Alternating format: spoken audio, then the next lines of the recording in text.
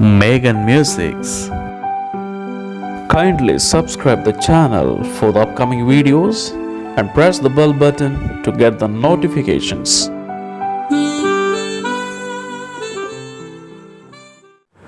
வணக்கம்.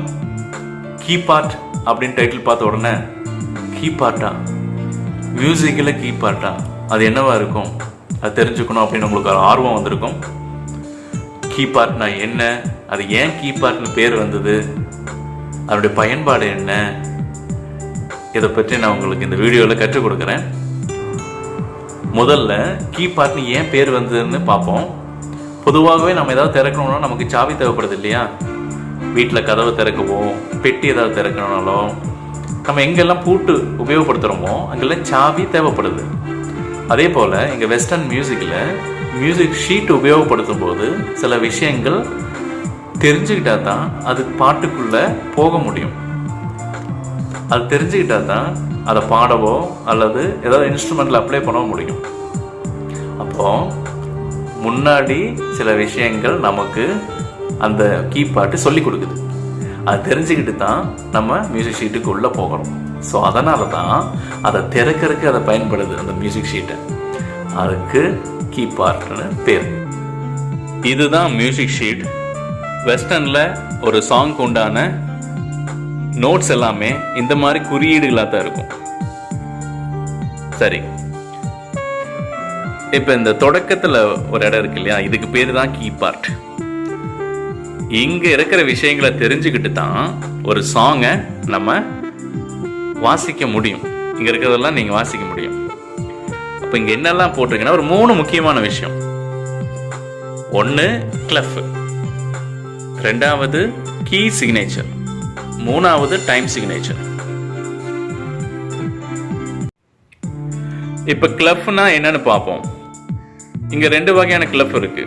மேலே ஒன்று, இங்கே கீழே ஒன்று இருக்குது. இதுக்கு பேர் G clef or treble clef. இது F clef or bass cleft.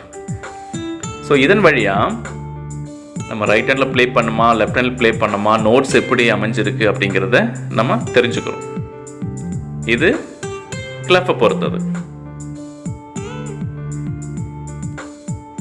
2வது கீ சிக்னேச்சர். கீ சிக்னேச்சர்னா என்ன ஸ்கேலு அப்படின்னு தெரிஞ்சுக்கிறதா கீ சிக்னேச்சர். ஒரு சாங் என்ன ஸ்கேலில் இருக்குது அப்படின்னு இதை பார்த்து தெரிஞ்சுக்கலாம்.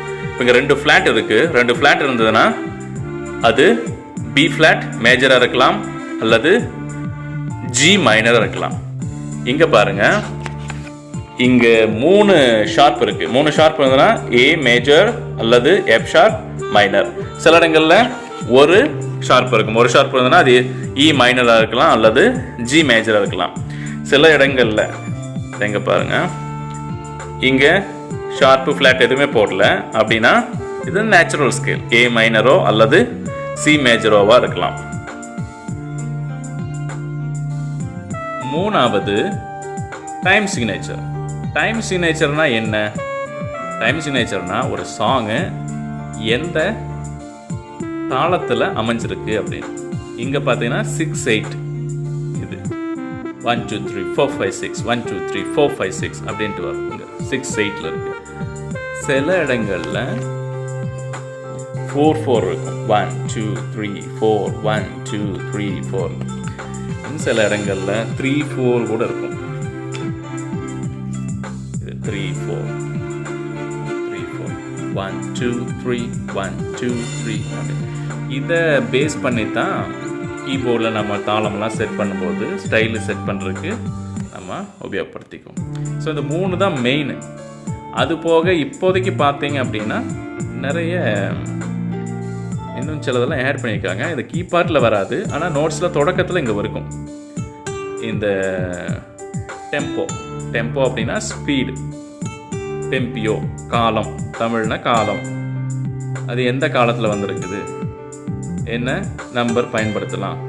இப்போ இங்கே டெம்போன்னு கீபோர்டில் ஒரு ஆப்ஷன் இருக்கும். அது ப்ரெஸ் பண்ணிவிட்டு அந்த பட்டன் ப்ரெஸ் பண்ணிவிட்டு 65ன்னு செட் பண்ணிவிட்டு வாசிக்கலாம். அப்போ அந்த சாங்கு இந்த ஸ்பீடில் இத்தனை 65 ஸ்பீடில் போகுது. சில இதில் 100 இருக்கலாம். இங்கே பார்த்தீங்கன்னா 168 இந்த மாதிரி எல்லாம் மென்ஷன் பண்ணியிருக்காங்க. இப்போ சில இடங்களில் இந்த மாதிரி வாய்ஸ் என்ன போடணும், ஸ்டைல் என்ன போடணும் அப்படின்ட்டு எல்லாமே கொடுத்துருக்காங்க. ஸோ இந்த மாதிரி இருக்கிற விஷயங்களை பயன்படுத்தி தான் நம்ம ஒரு சாங்க்கு முன்னாடி நம்மளை ரெடி பண்ணிக்கிறோம். ரெடி பண்ணிவிட்டு அப்புறம் அழகாக ப்ளே பண்ண ஆரம்பிக்கிறோம். இது தெரியாமல் இந்த 2 ஃப்ளாட் இங்கே போட்டிருக்கே தெரியாமல் இங்கே வாய்ச்சோம்னா இந்த மெலடியே வராது. இந்த மெலடியே வராது. இப்போ இங்கே இருக்குது பி இருக்குது, ஏ பி ஜின்னு இருக்குது.